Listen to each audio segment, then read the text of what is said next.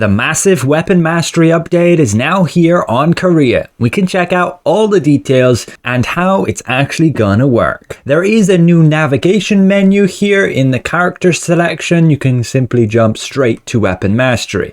You get a bit of a tutorial here showing you that there are 4 different types, one for attack, support, defense, and tactic. And this up here will display how many points we have, and we can refund them at any time. And then we can use XP of any weapons to level up your mastery, and that's simply the tutorial done. We can check out all the trees for all the different weapons. And you can click swap here, where you can transfer the XP from one weapon to another. But you will need these weapon mastery conversion books. If we check Korea's shop, we can indeed see that they'll be selling them for 240 lucent. I assume we'll get them in a battle pass at some point as well for like star crystals, but currently there's no battle pass available on Korea. Looking at other people in chat, they're also reporting their weapon mastery has all been reset to 0. Yeah, I'm not the only one with this issue, and the devs have confirmed they're working on it as well. But what I'm gonna do is some Taedal's Tower, and you can see the new training do. It's now weapon mastery seals. So when you actually get some XP, you'll go to level up, and then you'll have to assign that XP to a certain weapon. So it doesn't matter where and when you get this XP, you'll be able to freely assign it to whatever weapon you want after the fact you've obtained it. For example, I can use this 560,000 and put it on my spear here, and now it's nearly level 17. So they had a bit of a patch and they updated it, and my total mastery skill level is only 32 here in Korea. I have not played much other than leveling up my character. But we can see all of the skill trees here, and they have some interesting things. And we're going to go through them one by one and just highlight the new interesting skills. Like most of these smaller circular ones with the borders and also the diamond ones are generally just small stat boost increases. And each one is going to require you to unlock them first. Once they're unlocked, that's no problem. You can always retrain between them. We'll show you as an example right here. We'll take damage increase walk. We have to accept to unlock it, spending 60,000 solent. And once we've done so, we can put points into this. And for every point we put into it, it increases the effect.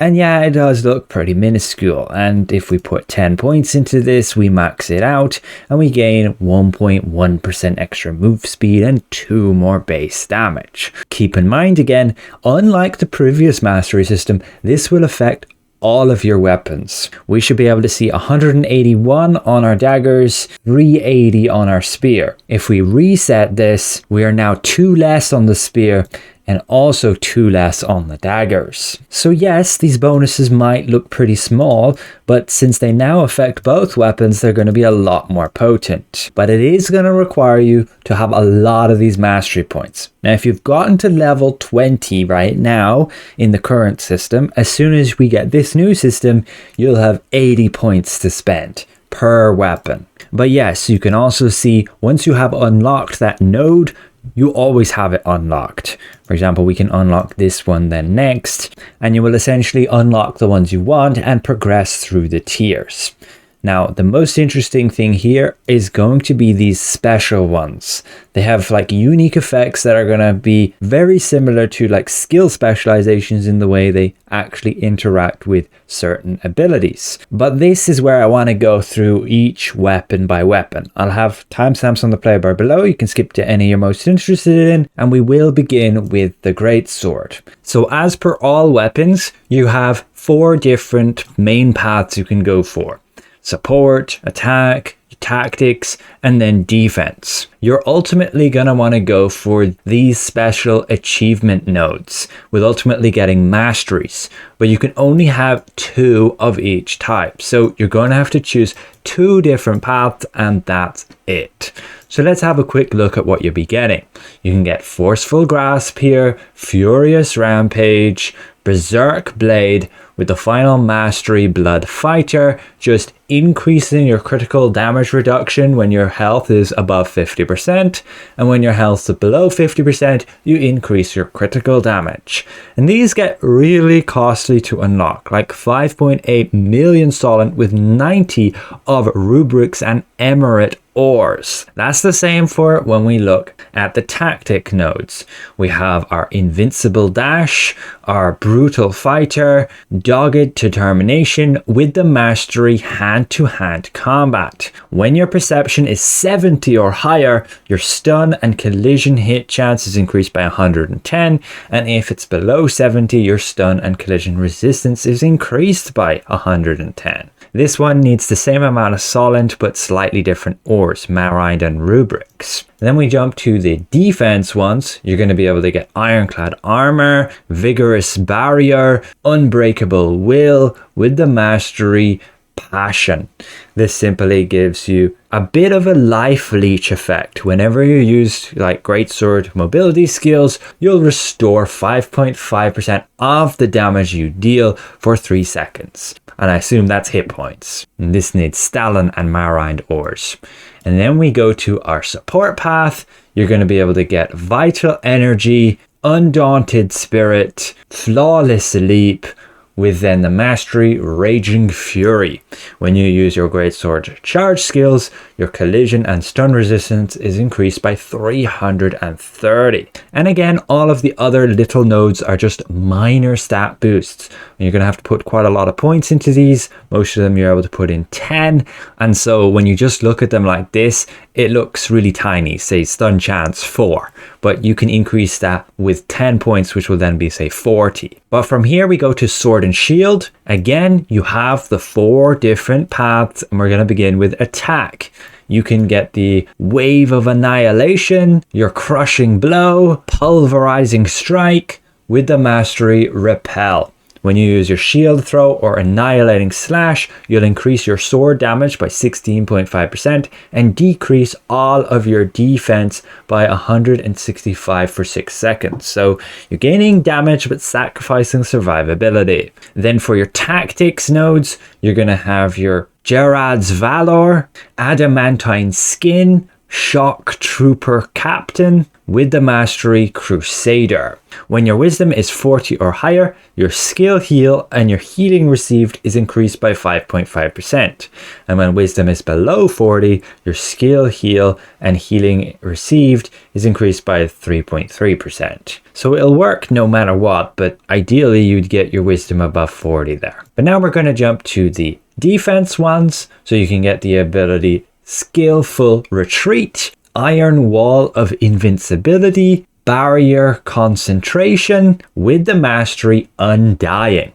All your endurance is increased by 1.1 and main weapon damage decreases by 33 per 100 of max health. And that's up to 40,000 max health. So let's say you did have 40,000 max health, you would gain 440 endurance, but you do take a pretty big hit to your main weapon damage. Then we jump to the support path. So you have Gerard's Will, Will of Resurgence, Extreme Survival Technique, and Second Wind, which is the support mastery, increasing your critical damage reduction by 0.39% per 100 health up to a maximum of 20,000 max health. So the maximum is 78% critical damage reduction. It's actually pretty good. But that is it for the main skills of Sword and Shield. And otherwise you have all of these little minor nodes which will give you some small tiny stat boosts. Now we jump to the daggers. Again, 4 paths, and we begin with the attack one. So you'll be able to have Incising Fang with then Edge of Venom. No translation there yet. With then Grudge. Very interesting ability, increasing basic attack damage. And then Blade Twist, your mastery. So all your dagger attack skills would just simply have their damage increased by 2.2%. Kind of boring, but somewhat effective. And then we jump to the tactics one. You're going to be able to get Extreme Bloodlust, Slaughtering Step, Time of Doom, with then the mastery Great Killer. If your dexterity is above 80, your critical damage increases by 4.4%, but if it is below 80, all your evasion is increased by 88. Then we go to the defense path. You can get the ability Shadow Armor. That's a game changer. You can now stack endurance instead of evasion with it. Master of Assassination, Drop Blades, and Hermit. When you're hit by a magic attack, you create a shield to evade most magic attacks for 0.55 seconds. That's a cooldown of 30 seconds. So it doesn't say how much of a shield you gain, just that you evade all attacks for that duration, which is less than 1 second. I'm not sure how practical it is. But then we go to the support nodes. You're going to be able to get Vampiric Instincts, Decaying Bloodlust, Hide in the Shadow, with the mastery Madness Blade. Using a mobility skill decreases your main weapon's damage by 40 for 0 seconds, but increases your offhand weapon's base damage by 33 and boosts offhand double attack chance by 15%. So this is going to be interesting. You could have it, say you're using crossbow and dagger and you're not using crossbow for the damage skills. You'd want the damage and the offhand activation of your dagger skills to be buffed, so you would use, say, the crossbow as your main weapon, lose the base damage, but increase the damage of your dagger skills, say Thunderclad Bombings, and also the offhand attack chance for that. So that looks pretty interesting, and that's a total game changer with Shadow Armor. You can completely build into endurance instead of evasion with that. That is a complete build changer, freeing you up with so many more possibilities. Then we jump to bow. Again, we begin with the attack path, and you'll be able to get your Killer Sense, Roxy's Iron String Bow, Unlucky Target, with the mastery Point Blank Shot. Consuming Bullseye has 11% chance of reapplying the consumed number of bullseye stacks to the target. I don't play bow enough to really know how effective that would be. We jump to tactics, and here you can get Sanctuary of Witnesses, Blitz Stance, Tidal Fury, with the mastery Blinding Blow. On successfully landing on the target with longbow control skills, you decrease their range by 2.5% for 2.2 seconds. Not applicable to monsters. An interesting effect, reducing the range of your enemies. But then you have defense. You'll be able to get Barrier of Revival, Unyielding Bondage, Gentle Breeze, and the mastery Binding Hand. On taking melee damage, you have an 8.8% chance of binding the target for 3 seconds. For boss monsters that are immune to bind, it applies an oppression instead for the same duration and has a cooldown of 60 seconds. Not sure what oppression is, but the unyielding bondage is actually pretty cool, and it's going to be pretty annoying for anybody who's not a bow user, because you can have that bow user just standing back and just has a higher chance of binding you in place just on any of their attacks. And then we go to the support nodes. You'll be able to get Force of the Wind, Blessing of the Waves, Blessing of Wisdom, and the mastery Omniscience. Using longbow survival skills increases main weapon base damage by 11 for 3 seconds, and landing longbow attack skills increases skill heal by 5.5% for 3 seconds. Definitely a support path, and it's pretty good at that with, say, increasing your skill heal and the effect of your heal abilities. But now we're going to jump to crossbow. Again, we'll begin with the attack path, Bloodlust Rampage, Careful Shot, Death Sentence, with the mastery Annihilator. If there's an enemy within a 10-meter radius, offhand double attack chance increases by 3.3%. Okay, kinda boring. Moving to your tactics nodes, you have your tactical counterattack, your onslaught wedge, sneaky dash, with the mastery arch enemy. Movement speed increases by 5.5%, and when being hit by a melee attack, movement speed decreases by 15.5% for 2 seconds? Really? That's hardly worth it. Jumping to the defense nodes, you have Hungry Nail, Ultimate Power, Desperate Evasion, and the mastery Mirage. On evading enemy attacks, movement speed increases by 5.5% for 3 seconds, and using mobility skills increases your magic, melee, and ranged evasion by 110 for 3 seconds. Then we go to the support nodes. We have Eagle Claw, Indiscriminate Fire, Bloodlust Transmission with the mastery Deactivation. Max mana decreases by 1,000, and if your current mana is 30% of max mana or less, mana regen increases by 143. Not overly impressed by the Crossbow Masteries, but they will help a little bit. We're then going to move to the staff. Here again, we begin with the attack nodes, and you have Mana Ball Explosion, Master of Thunder, Wave Boost Formula, and then the mastery Judge. Max damage increases by 0.088% per 1,000 of max mana, up to 30,000 max mana. That's honestly a minuscule effect of only a maximum of 2.64%. And who out there actually has 30,000 max mana? Because that's a bit nuts. We then jump to the tactics nodes. You're going to have your Forbidden Pact, Flame Detonation, Burning Explosion with the mastery Mana Spring. When your mana is 30% or less, your mana regen increases by 33%. Okay, pretty mid. Let's go to defense. We have Health Amp, Spirit of Perseverance, Blessing of Mana, and the mastery Eternal Prayer.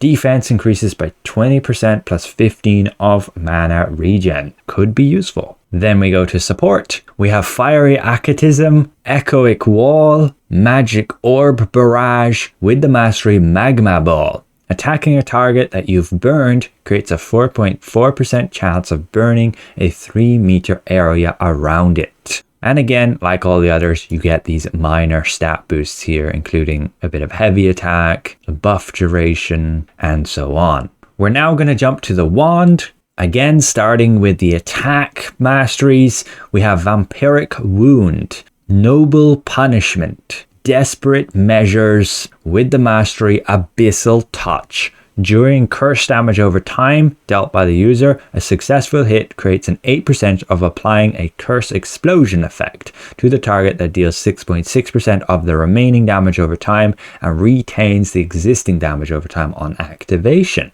Then going to the tactic ones, we have Corruption Sack, Reaper's Pact, Disciple's Rage, with then a Dream Demon. Applying Touch of Despair, Corrupted Magic Circle, Time for Corruption or Time for Punishment to a monster target creates 11% chance of applying Dream Demon effect for 3 seconds. Dream Demon is the same as Sleep, but it can't be removed by being attacked. Dream Demon is not affected by Karmic Haze. Not sure how effective that is, as you generally want to be able to attack them to break them out of that. But we jump to the defense nodes. We have our Light of Devotion, Holy Ghost's Touch, Guardian Spell with the mastery High Priest. All healing skills cooldowns decrease by 7.7%. And we jump to the support ones. We have our Selfless Fury, Eye of Emptiness, Chaotic Touch with the mastery Holy. Healing skills, healing amounts increase by 6.6%, and curse damage over time also increases by 6.6%. And again, you get a bunch of little nodes, which will just be some minor stat boosts, including range increase. Finally, we jump to the new spear. Again, 4 paths, and we start with the attack one. All Out Assault, Decisive Strike, Great Burst, with the mastery Violent Blast. On burst or ignite explosion with riding slash or slaughtering slash, the explosion damage is simply increased by 11% per stack. That could actually be pretty huge. Then with your tactics, you have your Frenzied Dash, Sadistic Madness, Deadly Penetration, and the mastery Ruthlessness. For every 10 fortitude, your stun, collision, and fear chance increases by 22. Then with your defense nodes, you have your Flexible Defense, Vampiric Finishing Blow, Persevering Step, very nice to boost your endurance, and then Spirit. on defeating an enemy with a spear, it creates a shield of 3,300 health for 3 seconds.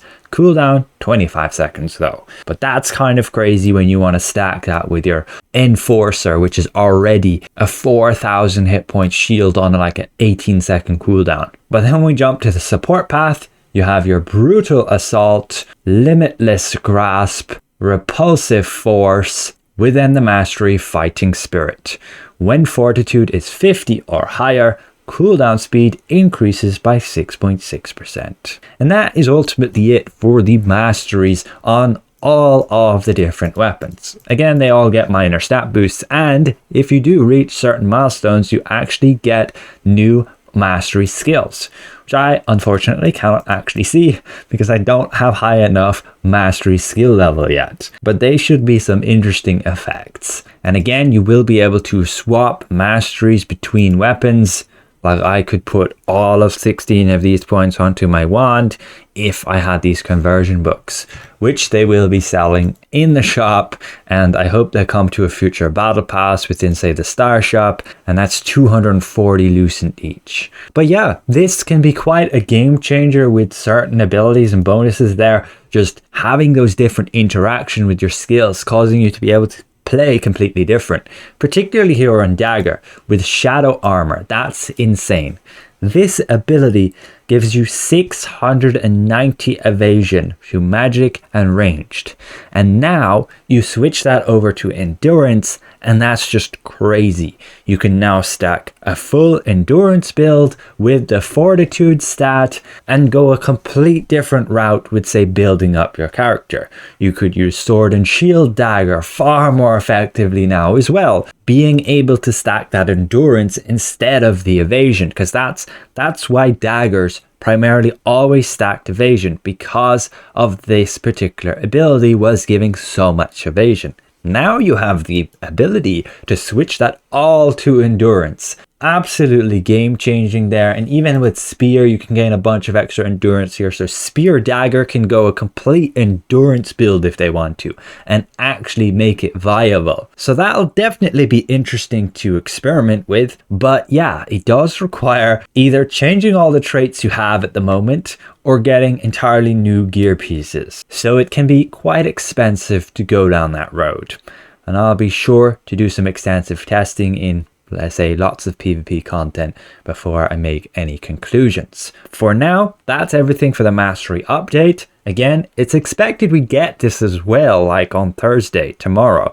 But you never know. Maybe they want to let this cook for a little bit because they did have a bit of a rocky start, like people missing all of those mastery points and the battle pass getting broken, which they still haven't fixed. So it's not all perfect here on Korea either, guys. But yes, you can blame it on a result of the dev team having to be split for 2 different servers now. But overall, thanks for watching. A special thank you to all these channel members for the extra support, and we'll see you guys around. Goodbye for now.